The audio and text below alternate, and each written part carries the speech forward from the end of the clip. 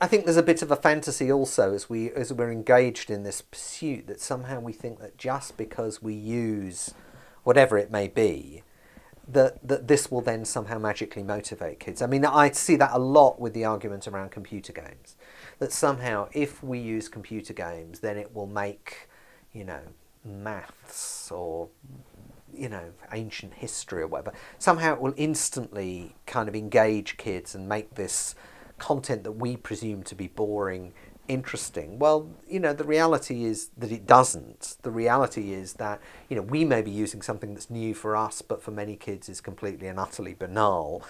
Also, there's a danger that we assume that just bringing this stuff in and of itself will motivate them. Whereas very often what you find is, and again, this comes out from some research we've done, that you know, kids understand the difference between an educational game and a real game, if I can put it like that. You know, they understand the difference between an educational use of a technology and the kind of ways in which they use technology outside educational settings, and they're very alert to that. So somehow imagining that technology is a sort of magic trick that will overcome bigger problems to do with motivation and to do with, you know, reluctance to learn is just a fantasy, really.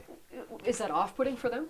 If we try to start using some social media, you know, like say putting up a Twitter page, that kind of thing, could that actually, especially teenagers?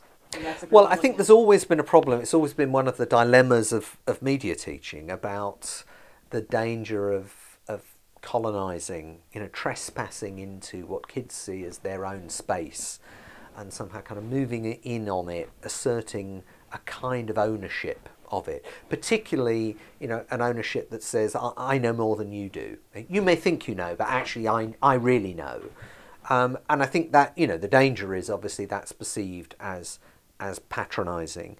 The danger is also that often you can find yourself badly exposed in that context, because if you're claiming to know and actually you don't know, or you imagine that you know what is currently cool, and actually then that is the worst thing. It's worse to pretend and be found out than it is actually to genuinely go in and say, well, I really don't know about this. It's like, you know, it's the awful thing of your dad dancing at a party or something. You know, it's the kind of embarrassment of adults trying to be cool.